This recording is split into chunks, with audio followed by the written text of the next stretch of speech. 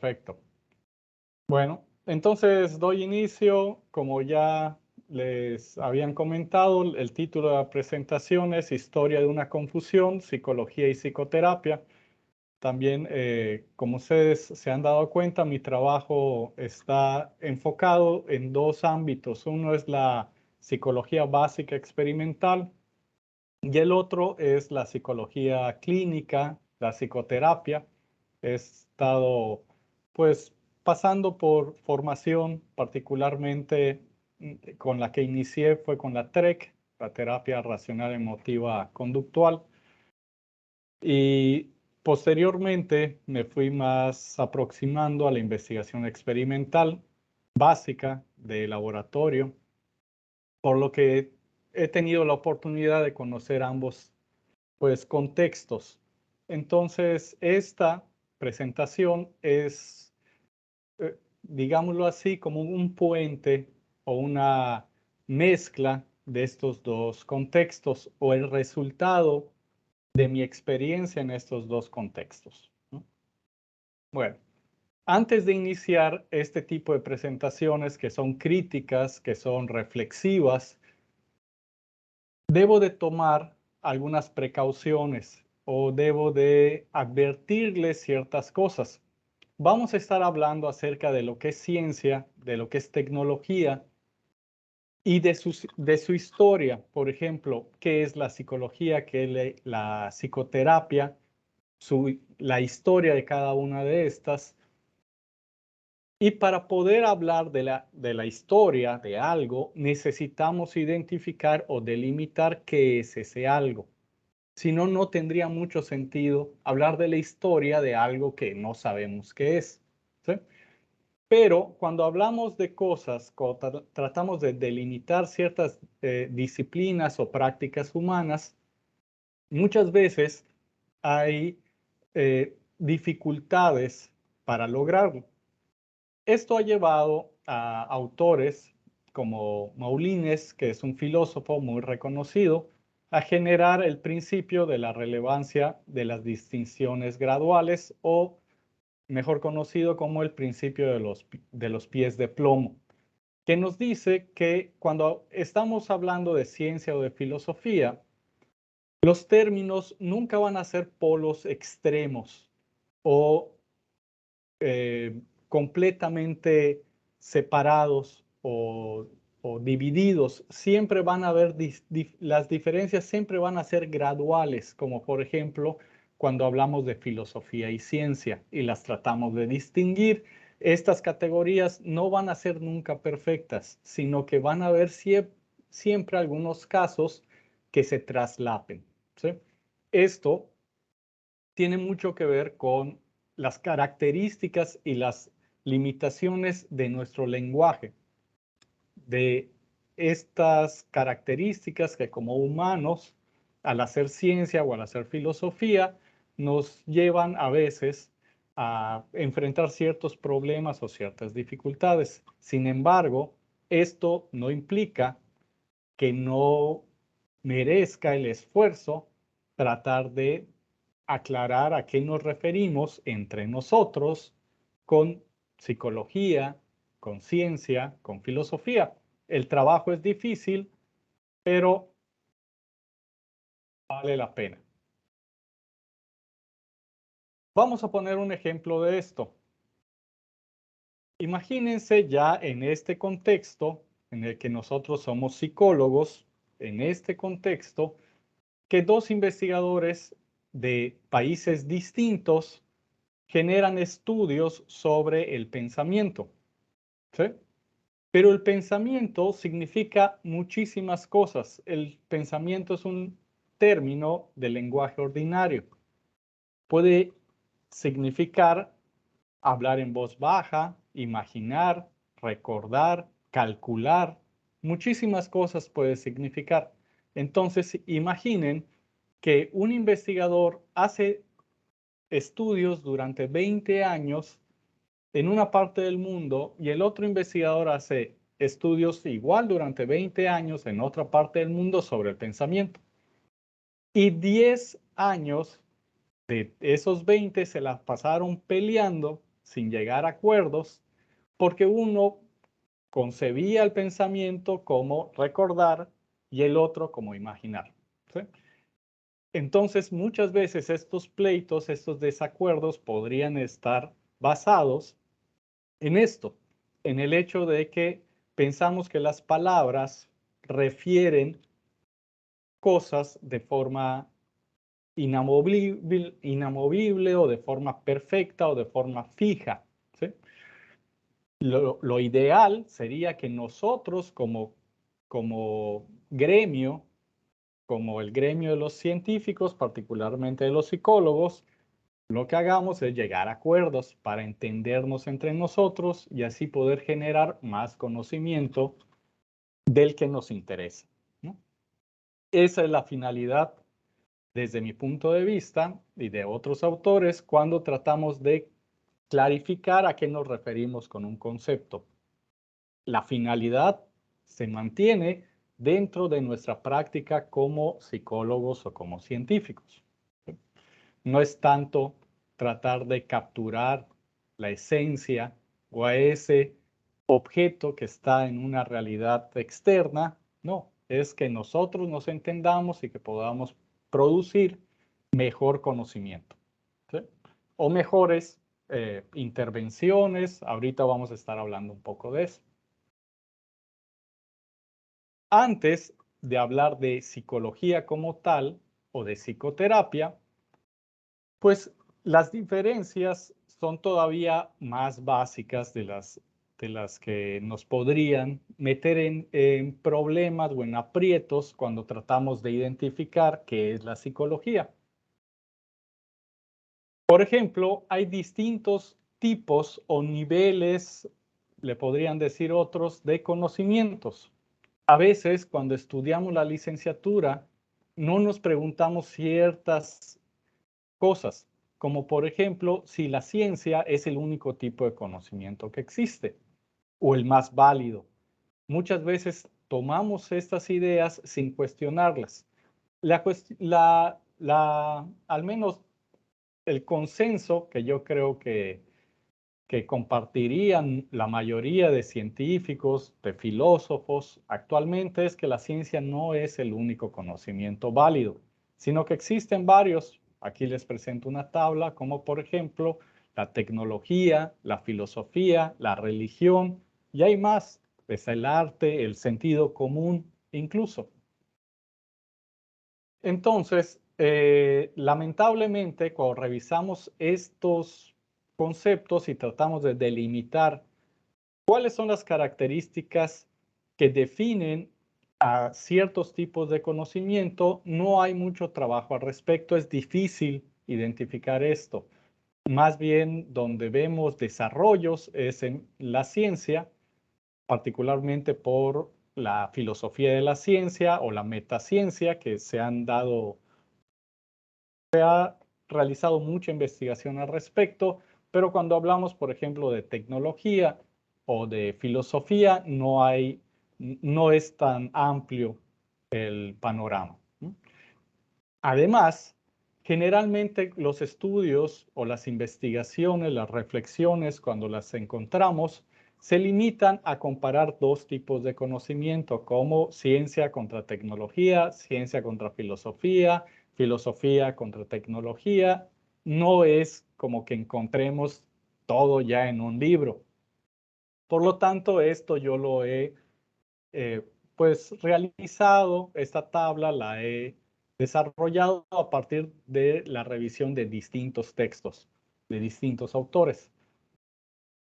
Y recuerden que estamos tomando esto a partir o teniendo como base el principio de los pies de plomo. Estas distinciones son graduales. Van a haber casos en donde un caso sea limítrofe o se traslape en las dos categorías.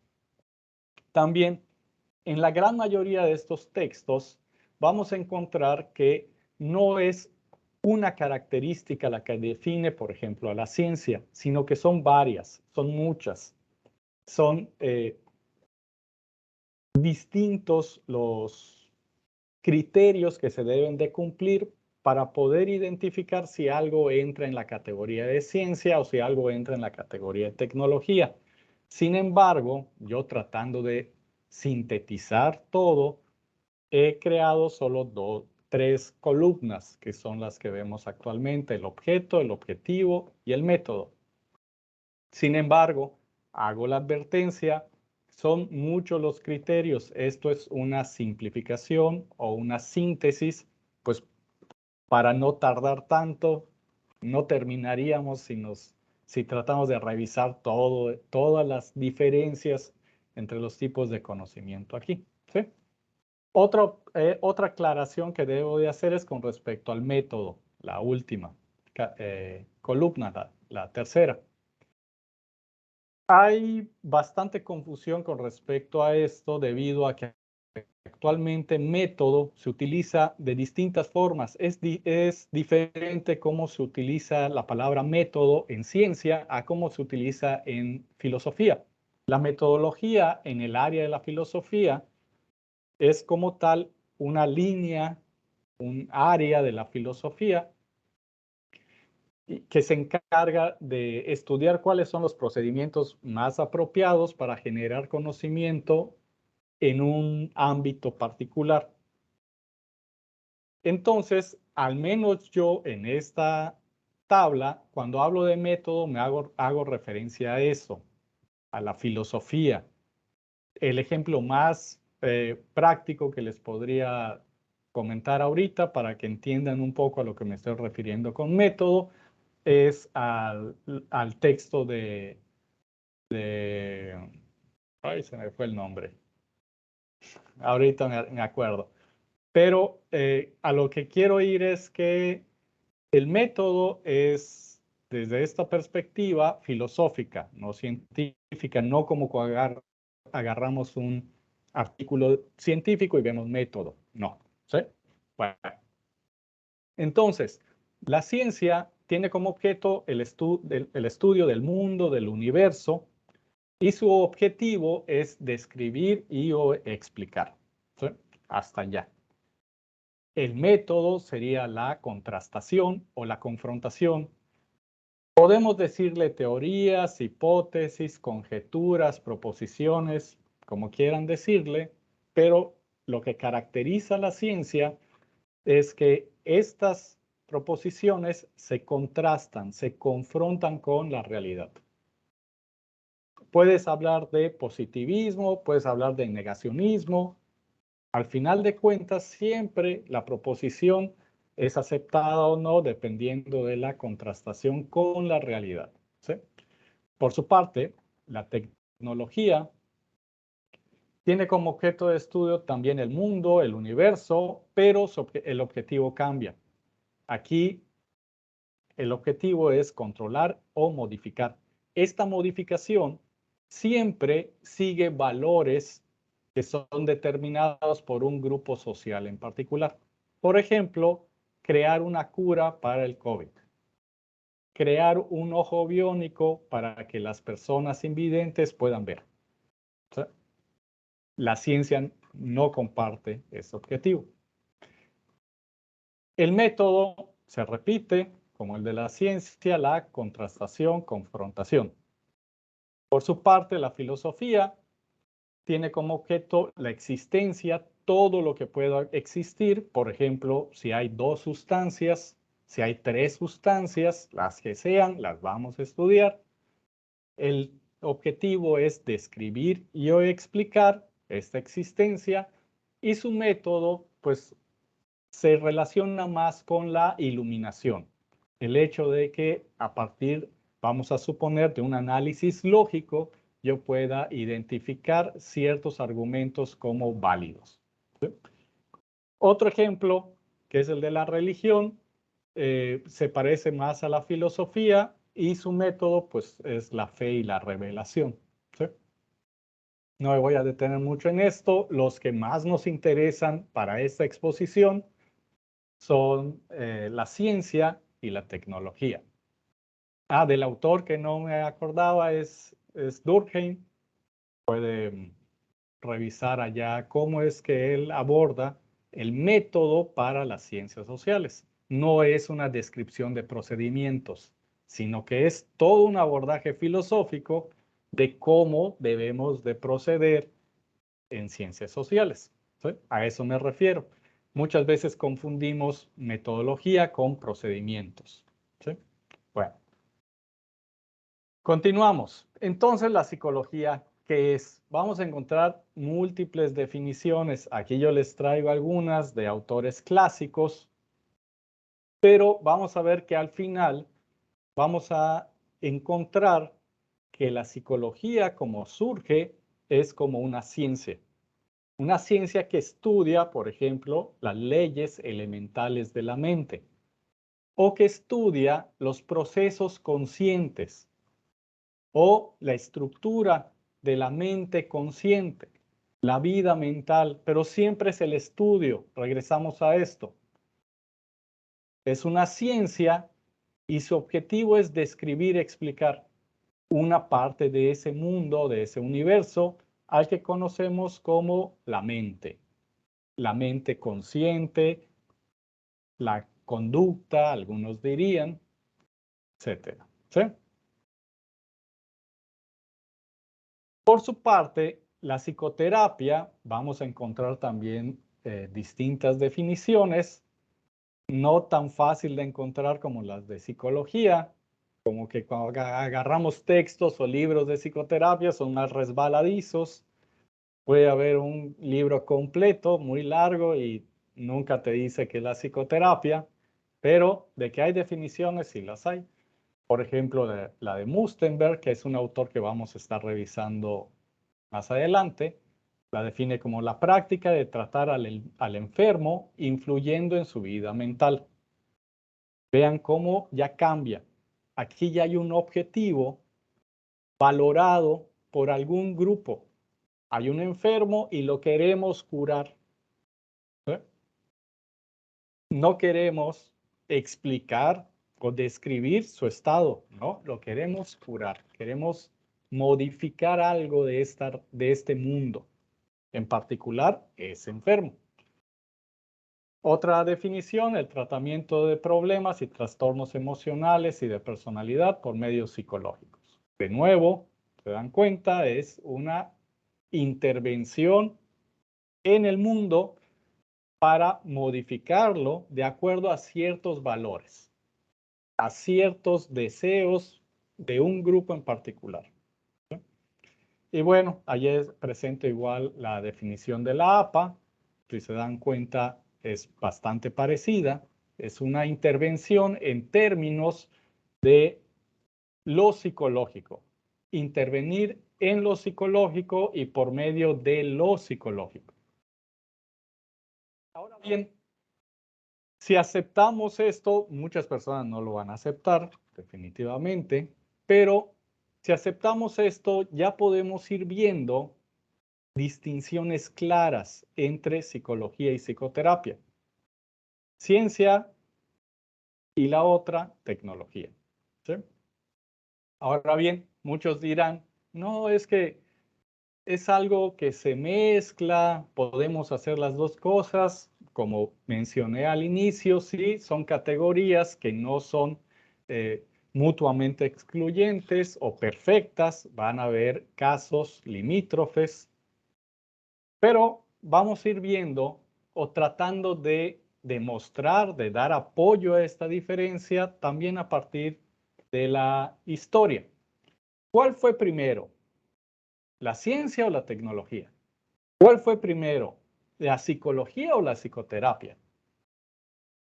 Si nos ponemos a revisar en libros de historia, de la psicología, de la hipnosis, etcétera, etcétera, vamos a ver particularmente que la hipnosis, como una forma de intervenir, de modificar un estado psicológico de las personas, ya existía aproximadamente 4000 años antes de nuestra era o antes de Cristo.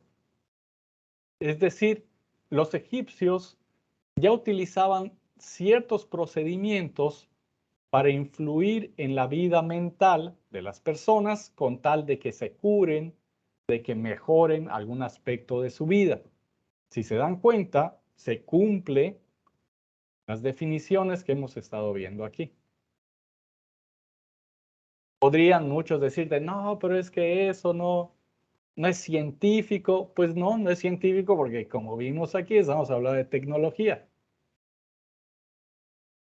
Y nos podrían decir también, no, es que eso no sirve. Bueno, eso lo vamos a ver después. Vamos por partes. Ahorita estamos en la historia.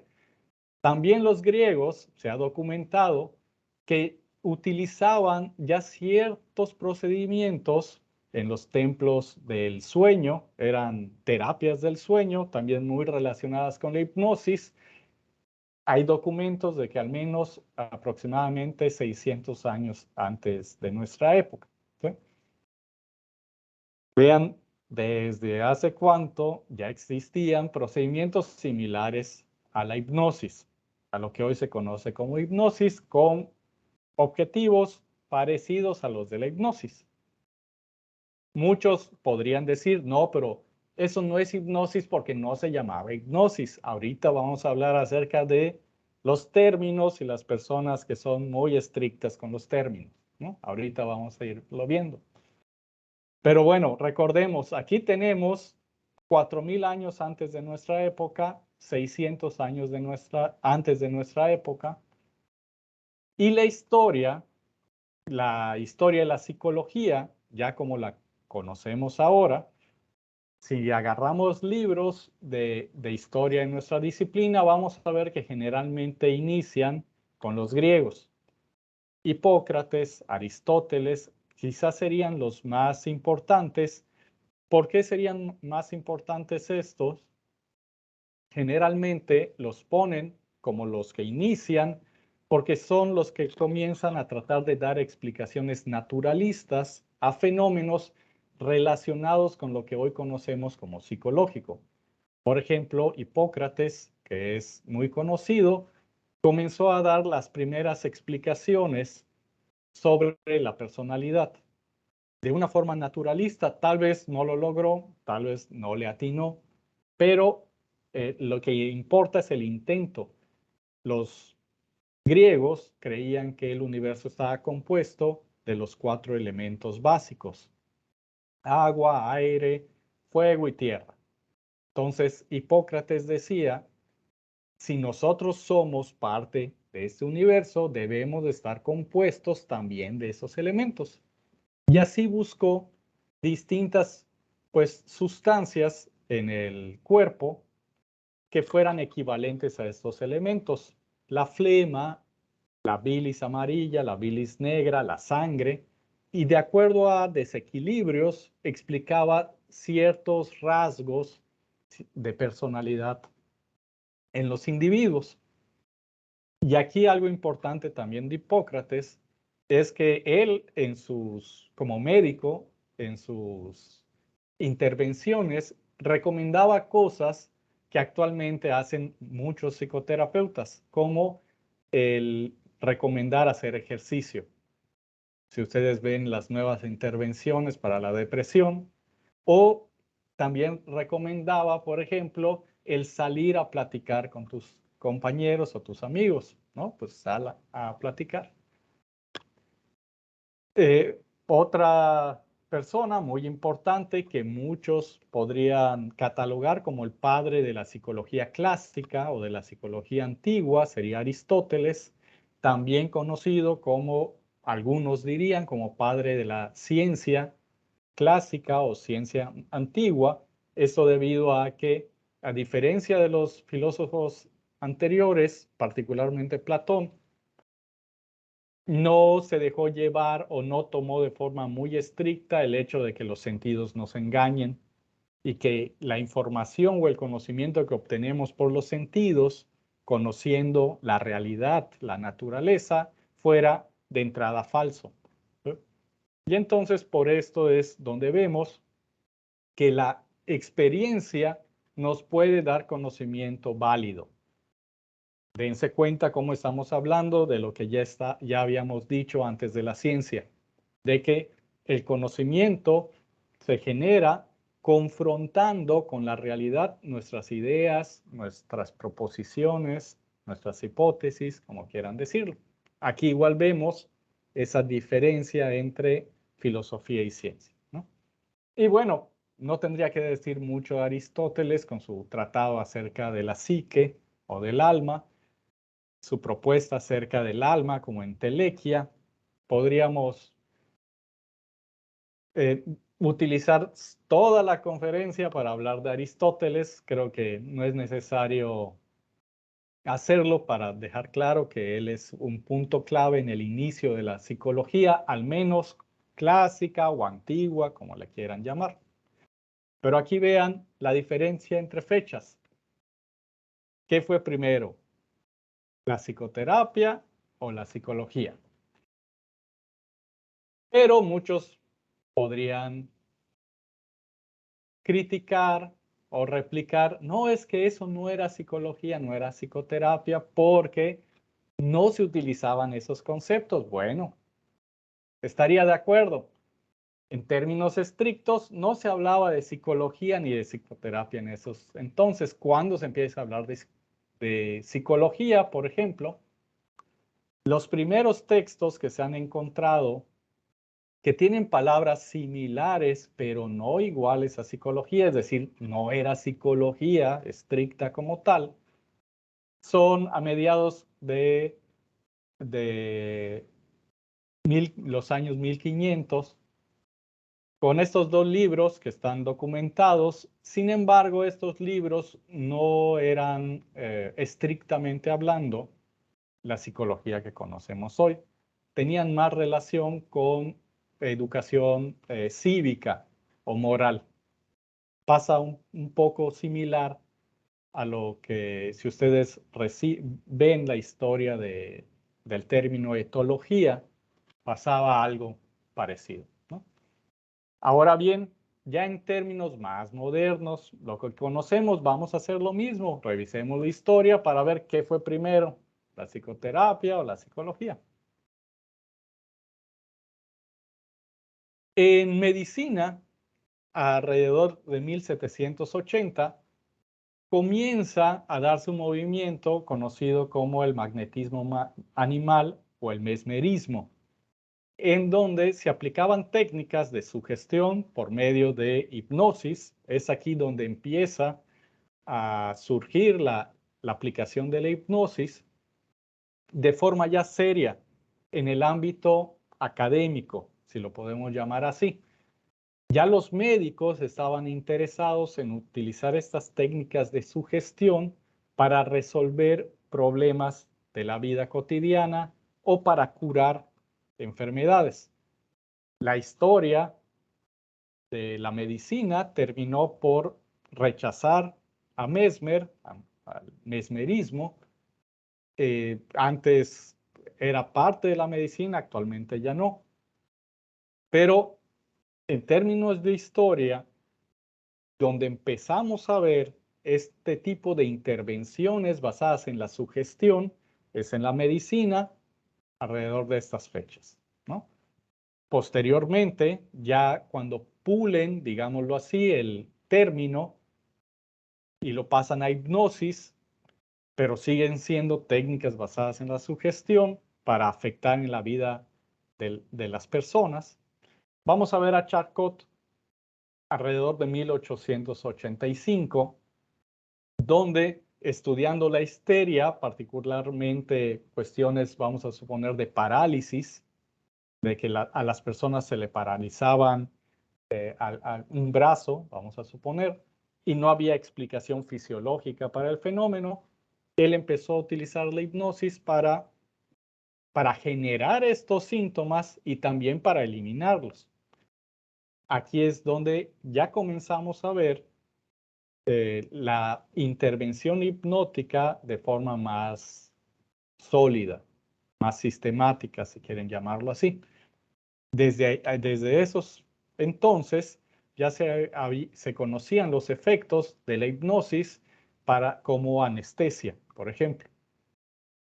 Ya había evidencia, si quieren llamarlo así, acerca de eso. hay que fijarnos en las fechas.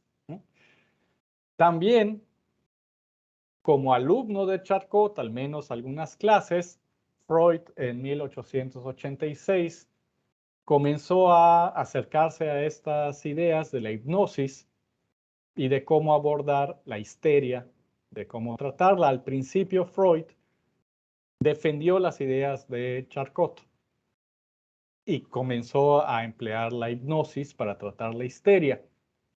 Incluso, no sé si ustedes sepan, es algo que siempre me gusta mencionar cuando hablo del psicoanálisis, hubo una etapa en la que la teoría de Freud, ya más influida de aquí por Charcot, yo me imagino, no se basaba en el complejo de Edipo, sino se basaba era la teoría del shock sexual, que proponía que los problemas psicológicos eran generados por abuso sexual infantil. En ese entonces, esa propuesta se podría decir, o en esa etapa de Freud, su propuesta sí podía considerarse científica, se podía poner a prueba. Bueno, pero eso es otra historia eso.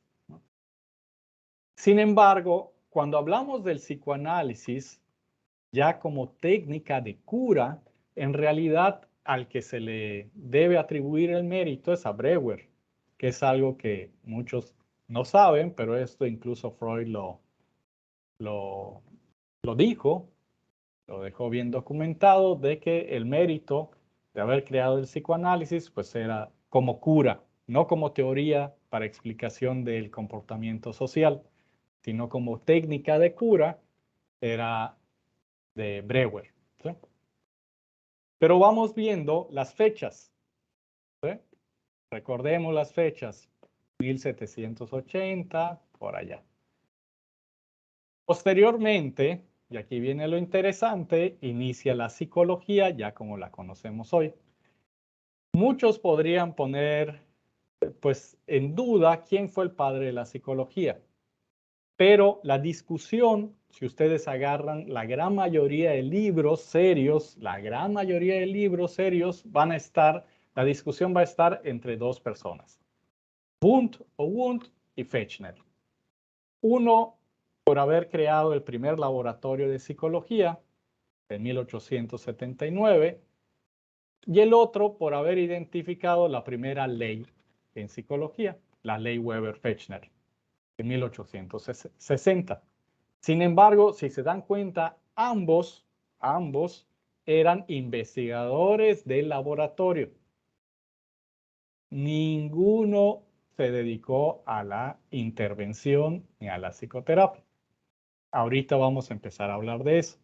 Además, comparemos las fechas. ¿Qué fue primero? ¿La psicoterapia o la psicología? ¿Sí? Por ejemplo, de pasar a la parte de intervención como tal, a Fechner ya no lo voy a comentar mucho porque por problemas de salud podríamos decir que su carrera se vio un poco opacada. Sin embargo, podemos tomarlo como punto de comparación con Wundt el hecho de que William James criticó a Fechner porque su trabajo era extremadamente, digámoslo así, estricto, básico, muy, demasiado de laboratorio, al punto que William James decía que el trabajo de Fechner no iba a lograr impactar en la vida mental de las personas, que iba a ser algo como que muy artificial. Entonces, imagínense qué tan riguroso era Fechner. ¿Sí? Por su parte, Wundt era también un investigador de laboratorio, pero que era un poco más flexible. Vamos, si ustedes revisan la historia de Wundt, utilizó muchos procedimientos. Él estudiaba tiempos de reacción, asociación de palabras, la introspección como tal. No sé, para los que no sepan, pues él es el padre también de la psicología social, con el hecho de estudiar los pueblos como tal, ir a observar los pueblos, pero bueno. Entonces, como punto de comparación, si Wundt es básico, pues Fechner también. ¿Sí? Ahora, fuera del laboratorio, cuando hablamos de la aplicación de la psicología, al que tenemos que mencionar de primero es a Mustenberg, que es al que estamos viendo en la foto y al que ya había mencionado antes. Voy a regresarme con la primera definición de psicoterapia. Su libro, aprovecho para mencionarlo antes de que se me olvide, el libro de Mustenberg, que se llama Psicoterapia, publicado en 1909, se encuentra gratis en Google. Ya es tan antiguo que ya está de libre acceso. El único problema es que está en inglés, pero pues allá tienen el traductor de Google.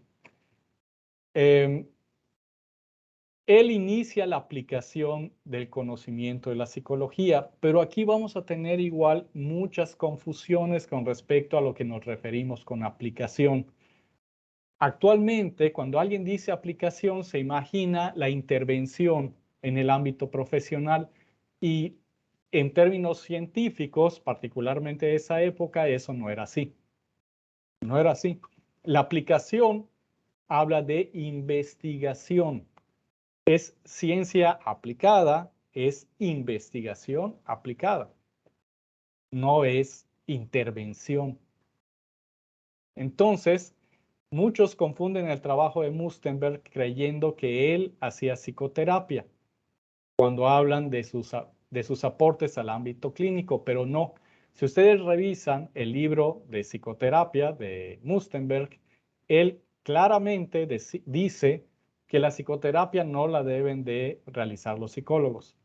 La psicoterapia es un trabajo del médico y el psicólogo lo que hace es investigación en el ámbito de la psicopatología, por ejemplo, para generar conocimiento que el médico va a aplicar. Lo mismo ocurre para lo industrial y lo forense.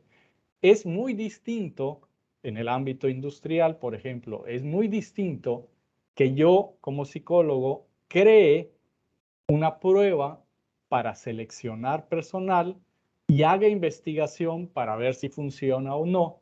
Es muy distinto hacer eso a que me contraten en una empresa como de recursos humanos.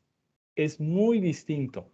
También en el ámbito forense es muy distinto el que, como Mustenberg lo hizo, el psicólogo haga investigación para determinar cómo es que los problemas de memoria pueden afectar en lo que dicen los testigos, que nos contraten para demostrar que lo que dice una persona es cierto o es falso. ¿Sí? Son cosas muy distintas. También aquí ya vamos a empezar a ver los conflictos entre psicología y psicoterapia. Por ejemplo, Mustenberg lo dejó escrito sobre Freud, no aceptó sus ideas sobre el psicoanálisis. Si ustedes también leen al padre de la psicología, a Wundt, van a ver que tampoco aceptó el psicoanálisis. Aquí tenemos más evidencia de que tenemos a la psicología como una ciencia por una parte y a la psicoterapia como una tecnología por otra parte. ¿Sí? Aún así, imagínense esto. Mustenberg decía, el psicólogo puede hacer investigación fuera del laboratorio, pero hacer investigación fuera del laboratorio no implica que el psicólogo haga psicoterapia. Sin embargo, imagínense qué tan estrictos eran los psicólogos que iniciaron nuestra disciplina, que Titchener, el alumno más destacado de Wundt, criticó a Mustenberg, a su compañero, debido a que él consideraba que se estaba yendo por otro lado. Es decir, ya no estaba haciendo psicología, sino que estaba haciendo algo más parecido a la tecnología. Entonces, imagínense, si ellos criticaron a Mustenberg, tanto Wundt como Titchener, porque los dos lo criticaron, ¿qué dirían de lo que estamos haciendo actualmente los psicólogos? Yo creo que reviven y se vuelven a morir, ¿no? Aquí está una cita de Titchener para que vean que no es algo que yo invento. En esta cita, que ya es al final de su carrera, lo repite. No solo eso, aquí hay muchas cosas bien interesantes de cómo Titchener, como un científico bien honesto desde mi punto de vista, bien ético, a pesar de que él fue un defensor del estudio de la conciencia durante toda su carrera, al final dice, no lo logré, no pude. La conciencia es algo que no se puede estudiar en términos científicos, ¿no? A pesar de que toda su carrera se dedicó a eso. Y ya al final de la cita, encontramos otra vez esa distinción, dice, la ciencia no es tecnología, la psicología no es el dar clase, no es el dar psicoterapia, no es el seleccionar personal, pero podemos generar conocimiento que los profesionales sí pueden utilizar, que los tecnólogos pueden utilizar, ¿sí? Ahora bien, ya vimos esto, ya nos estamos acercando un poco al origen de la confusión. ¿Por qué actualmente cuando hablamos de psicología, a la mente se nos viene el psicoterapeuta? No me dejarán mentir, revisen su Facebook el día de hoy y van a ver que todas las felicitaciones son para el psiquiatra o para el psicoterapeuta, no para el psicólogo. Todas dicen, el psicólogo es alguien que también tiene ansiedad, como si el psicólogo fuese el psicoterapeuta que trabaja para resolver problemas de ansiedad. Y así, todas. El psicólogo es alguien que se analiza a sí mismo, como si a eso nos dedicáramos. Pero pues bueno, ¿cuáles son los orígenes de esta confusión? Esto es algo que yo he llegado a esta conclusión o a esta propuesta. No estoy seguro si es lo único, pero creo que es esto. Por una parte, la confusión que se tiene del psicoanálisis con la psicología. Hay estudios, ustedes pueden revisar, por ejemplo, el estudio de Varela. Hay varios, no solo en México, sino en otros países. Cuando se les pregunta a los estudiantes de psicología quién es el padre de la psicología, mencionan a Freud. Entonces, desde allá tenemos una confusión. ¿Por qué además esto nos lleva a confundir psicología con psicoterapia? Porque Freud, de forma explícita, allá están las referencias, dijo que el psicoanálisis era tanto una teoría explicativa del comportamiento humano, es decir, a nivel científico, lo podemos tomar como algo científico, allá depende del psicoanalista, unos dirán que sí, otros dirán que no, allá no sé, pero en términos de teoría puede ser estudiada científicamente, pero también es un método de investigación y también es una técnica de cura. O sea, el psicoanálisis estaría al menos en las dos primeras, en los dos primeros renglones que vemos aquí. Y no sé si ustedes han conocido un poco de esto, hay gente que lo podría agregar también en el de filosofía. O sea, es ciencia, tecnología y filosofía a la vez. Yo no sé qué tan posible podríamos ser expertos en todo eso. Por ejemplo, a mí me gusta leer de filosofía, pero no puedo decir que soy experto en eso porque me falta muchísimo. Incluso de psicología me falta muchísimo. Imagínense que yo me presente como experto en ciencia, tecnología y filosofía. Está difícil, ¿no? Además, todo esto de la confusión entre psicoanálisis y psicología está a pesar de que los fundadores de la psicología, como Wundt, como Titchener, rechazaron al psicoanálisis. Pueden ver allá las citas que estoy dejando. Incluso Mustenberg rechazó el psicoanálisis.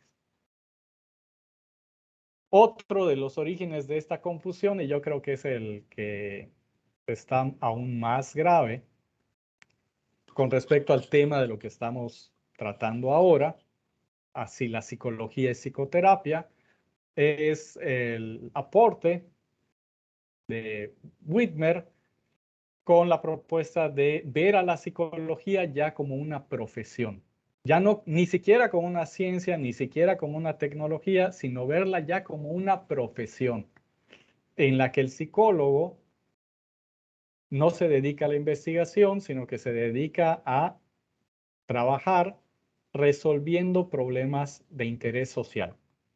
Este niño no aprende a escribir, este niño no hace sus tareas. Bueno, yo como psicólogo voy a hacer algo para que él mejore en esto. Allá hay una confusión total entre lo que es ciencia, tecnología y profesión. En ese entonces él se dedicaba a lo que hoy en día, él no usaba esos términos, pero a lo que hoy en día se le conoce con problemas en el neurodesarrollo. Y pues es justamente, por ejemplo, yo tengo un grado en psicología clínica, pero si nos ponemos a reflexionar y a tratar de ser rigurosos con los conceptos, ¿qué tanto de sentido tiene hablar de psicología clínica? Bueno, entonces vamos a ver los desacuerdos. Tenemos en la parte de la izquierda los que defendían a la psicología como una ciencia que se dedica a la investigación básica y no solo de laboratorio. Ya ven que Wundt propuso el estudio de los pueblos, pero de forma básica. Ya después vamos a tener a Mustenberg, que apoyaba el hecho de que el psicólogo pudiera hacer investigación en ámbitos pues, de interés social, pero manteniéndose como investigador. Si se dan cuenta, Wundt y Titchener, los que están a la izquierda, debajo de investigación básica, no estaban de acuerdo con Mustenberg, lo criticaban. Sin embargo, aquí, en estas dos columnas, estaríamos todavía hablando de ciencia, pero ciencia básica y aplicada. Aquí me haría falta, en medio de investigación aplicada de profesión, haría falta la tecnología todavía. Sin embargo, pues nos la brincamos y pasamos hasta el ámbito de la profesión, donde tanto Mustenberg como Wundt rechazaron el hecho de ver a la psicología como tal. ¿Sí? Entonces, vean qué camino tan largo está entre lo que se propone originalmente como psicología a lo que actualmente se está tratando de ver a la psicología como una profesión. Recordemos que aquí hace falta todavía el ámbito de la tecnología, aquí en medio. Entonces, si se dan cuenta, es un brinco muy arriesgado desde mi punto de vista. Siempre es algo que pregunto cuando hablo de estos temas. ¿Quién tiene la capacidad intelectual para hacer el trabajo de un físico, de un ingeniero, de un médico al mismo tiempo? ¿Quién? Tal vez pueda haber personas que lo hagan, pero ¿cuántos? ¿Y a cuántos se les está dando el título de psicólogo, supuestamente dándoles licencia para que hagan todo esto? Allá hay problemas bien graves, incluso éticos.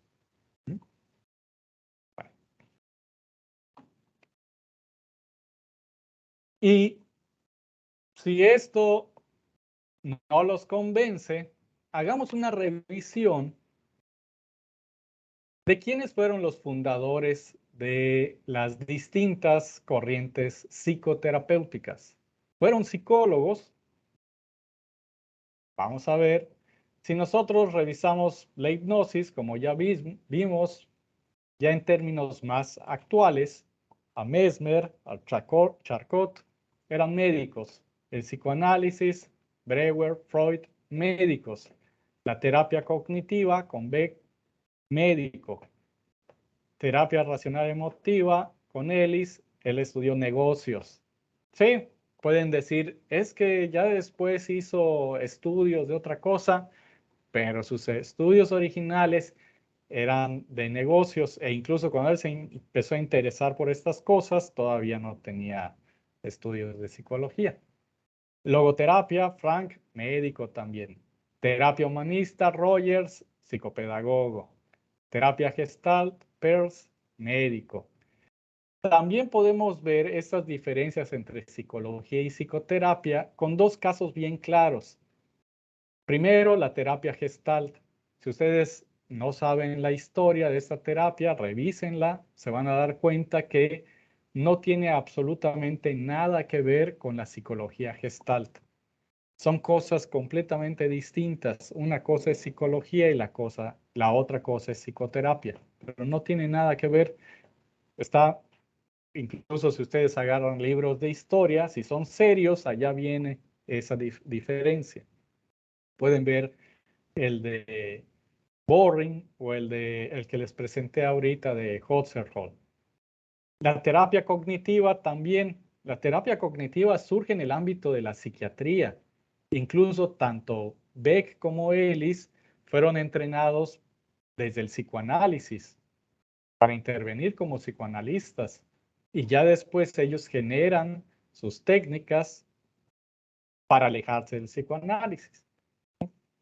Pero si nosotros vemos a la psicología, tanto cognitivista como la que se desarrolló primero en el conductismo y luego se fueron apartando un poco, la terapia cognitiva y la TREC no surgen fundamentándose en lo que generaron los psicólogos cognitivistas. Son inicios paralelos. Después de todo esto, muchos podrían sentirse pues ansiosos, preocupados, porque toda la vida han tenido la idea de que al estudiar psicología van a terminar y salir a hacer psicoterapia y decir, bueno, y si no hago eso, entonces, ¿cómo voy a ganar dinero? ¿Cómo me voy a ganar la vida? A mí justo así me pasó cuando terminé la licenciatura. Sin embargo, y esto lo pongo como antecedente, si nuestra formación como psicólogos es de calidad, es seria, nosotros podríamos dedicarnos, por ejemplo, a lo que se dedica el biólogo actualmente. Muchos dicen, no, es que tú solo quieres que el psicólogo haga investigación y hay muy pocas formas de hacer investigación en México. Cierto, pero yo nunca he dicho que el psicólogo solo haga investigación. ¿Qué están haciendo los biólogos actualmente? ¿Qué hacen los físicos? ¿Qué hace el sociólogo? Por ejemplo, el sociólogo es un científico. El sociólogo no interviene como tal. ¿Qué podemos hacer si nuestra formación es de calidad? Como psicólogo, pues nosotros somos expertos en medir, en evaluar aspectos psicológicos, fenómenos psicológicos. Como les había dicho antes, nosotros podríamos crear pruebas y venderlas, y no me limito, no quiero que se cierren a pruebas de lápiz y papel o a cuestionarios, ¿no? Nosotros podríamos crear instrumentos de medición y venderlos al sector privado. Podríamos ser contratados en una empresa para que nosotros elaboremos todo un programa de selección de personal. Eso es muy distinto a que nos contraten como de recursos humanos. Es muy distinto. Para el primero necesitaríamos tener una base bien sólida de psicometría o de teoría de la medición. Y para eso necesitamos bastante matemáticas. Ese es el problema. ¿Sí? También podríamos trabajar como lo hacen los biólogos o los sociólogos como consultores, haciendo programaciones de actividades o de acciones para fomentar, para prevenir ciertos problemas en la sociedad. Nos podría contratar el gobierno para intervenir, no intervenir de forma directa, pero sí para que otros profesionales intervengan a partir de nuestra programación. ¿Sí? Obviamente esto implica que nosotros seamos expertos en algo. ¿En qué tendríamos que ser expertos? Pues en los fenómenos psicológicos, en la dimensión psicológica de lo que ocurre en el mundo. Obviamente, para lograr esto necesitamos una formación seria, de calidad. Así como el biólogo dice, no, pues tienes que hacer esto y esto y esto para cumplir con las normas tales, tales y tales, y te voy a cobrar para darte el programa de actividades que tienes que hacer. El proyecto, yo te lo voy a hacer. El psicólogo tendría que cumplir con eso, cumplir con esos conocimientos, con ese tipo de habilidades. También podríamos participar en intervenciones interdisciplinarias, pero no como de que, ay, vamos a trabajar con el sobrepeso y entonces está el nutriólogo y yo como psicólogo doy terapia. No, sería igual con un tipo de intervención en términos de proyectos, de programación, de cómo ciertas actividades o ciertas estrategias van a impactar en términos o en la dimensión psicológica del problema que nos interesa. Y lo repito, pero para eso necesitamos ser expertos en esa dimensión. Lo más preocupante es que actualmente, si vemos los planes de estudio, el psicólogo cada vez es menos experto en psicología y en otras cosas le dicen que va a ser experto. Pero bueno, también podríamos trabajar, este ejemplo ya lo mencioné, desarrollo de tecnología, crear instrumentos, podrían ser de medición, podrían ser de otro tipo de finalidad y venderlos, elaboración de proyectos, investigación en el sector privado, que nos contraten para, vamos a suponer, hay muchas investigaciones con respecto a gustos acerca de ciertos productos, etcétera. Eso que implicaría que el psicólogo tendría que saber de investigación, así como lo sabían nuestros padres o nuestros fundadores.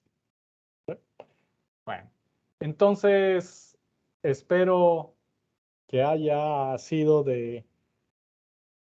pues, de utilidad toda esta información para ustedes. Espero al menos haber generado dudas, haber generado interés para formarse más, para intervenir de forma más, pues, sustentada, más fundamentada, si es que eso es lo que desean hacer.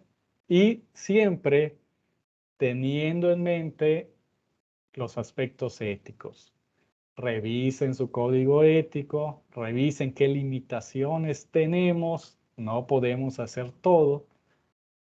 Y aprovechando el día, después de toda esta información, pues preguntarnos, oye, ¿en realidad estamos festejando al psicólogo o estamos festejando a otra cosa?